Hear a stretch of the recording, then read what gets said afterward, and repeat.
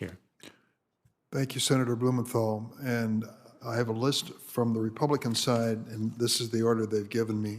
Correct me if I'm wrong. Tillis, Blackburn, Hawley, and Cruz.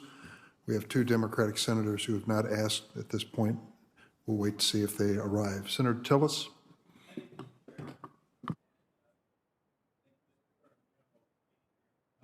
Senator Tillis, I don't know if your mic's on.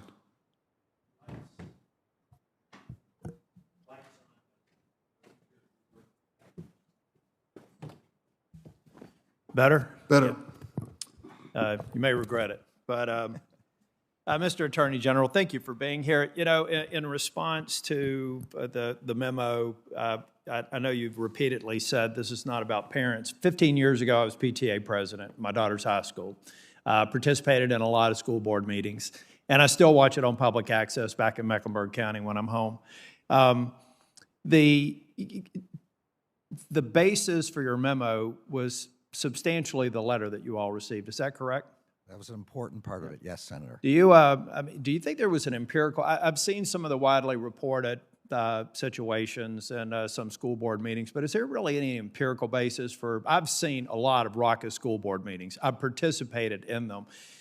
Is there really any empirical basis? Did the DOJ do any real work outside of the public reporting to say that there's a disturbing trend that required the kind of what we consider to be overreach on behalf of the DOJ?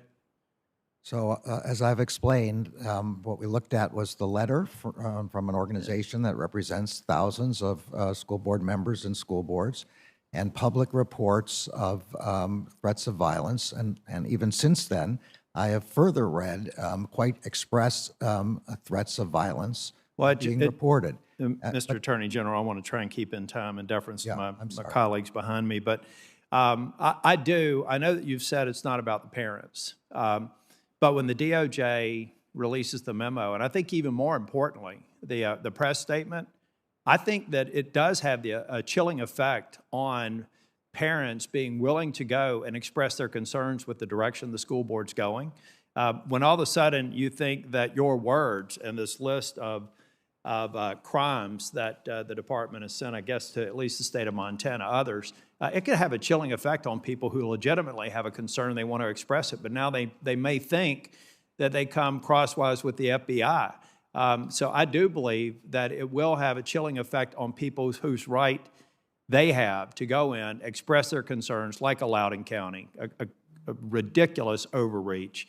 I think that it will have that effect because the full force of the FBI is now something a parent has to think about before they go before a school board meeting to express their concerns, and they get frustrated. Like I said, they've been raucous for decades, and they will be raucous for decades to come.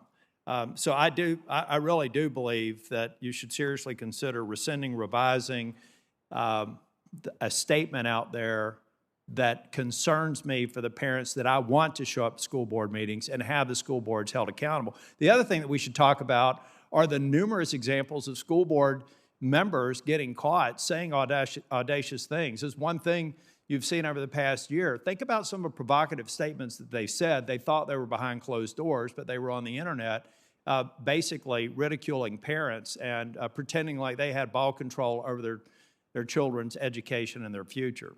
We've got to get more parents engaged, and I think that the effect of the DOJ action is the exact opposite of that. But most of my colleagues have covered my concerns, and I agree with those that are expressed on my side of the aisle. In response to Senator Graham on immigration, you said that you did go visit the border. It sounds like you were down there mainly from the perspective of your role in the DOJ. I understand that Homeland Security is primarily responsible, but I would encourage you to go back down there and maybe we could share with you our itinerary to talk about why I do believe it should be a great concern to the DOJ. We've got almost 1.5 million asylum cases on the docket now, and it takes years to complete them.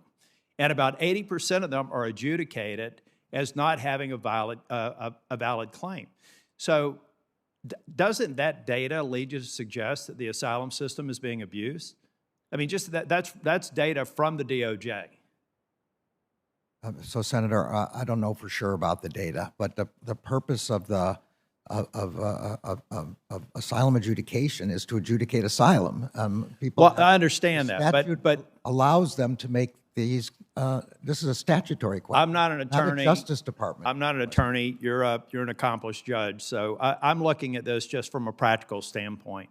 When the data says that over almost 2 million people have crossed the border illegally since January, and it is 80% likely that they're not going to have a valid asylum claim, how any reasonable person couldn't look at that and say something is being abused here. It's a gateway to get into this country, drift into these shadows, and virtually never leave the country. But here's the one that I'm most concerned with, and why I think a briefing with the same people that we met with at the border, many of the people on this committee were there when I was. Hundreds of gotaways a day getting across the border. And gotaways are not the ones that that want to be processed through asylum. They want to evade detection. They want to drift in. How on earth can we assume that there's anything but a malign purpose for them trying to evade detection? Otherwise, you just get into the system. You're going to be here for years. You're going to abuse the asylum system. They're skirting it to the tune of a couple of hundred a night. And this has been going on for months. So now we have thousands of people who came into this country. When the cartels set a pick, they'll send about 50 people over to engage the Border Patrol so that they can send another couple of hundred into our society. They're drug traffickers, they're human traffickers, they're gun smugglers, they're gang members, and they're coming in by the thousands every month. That is a DOJ problem. That is a crime in our communities problem, and it's actually making the Hispanic communities, the majority of which are coming over are Hispanic, those communities less safe. I would really encourage you to go back to the border and look at it from the perspective of your role as Attorney General and the hundreds and the thousands of illegals who are coming across our border every day, many of them drifting in and evading detection and making our communities less safe. I do have a number. I've got intellectual property, a number of implementation issues that I'm going to submit for the record. But, Mr. Garland, we have a problem at the border, and the DOJ has to engage and recognize that part of that problem you're going to have to fix. We got to stop the $13 million a day that the cartels are getting for human trafficking. That's a documented number. We've got to stop the tons of fentanyl and drugs that are poisoning Americans because we have an out-of-control border situation. This is a law enforcement issue. I understand it's an immigration issue, but we have to get you, I think, read up the same way that we were the last time we were at the border. I'd really encourage you to go back down there again, talk with the people on the ground, and understand why this is going to make your job more difficult, and it's already making America much less safe. Thank you, Mr. Chair. Senator Padilla.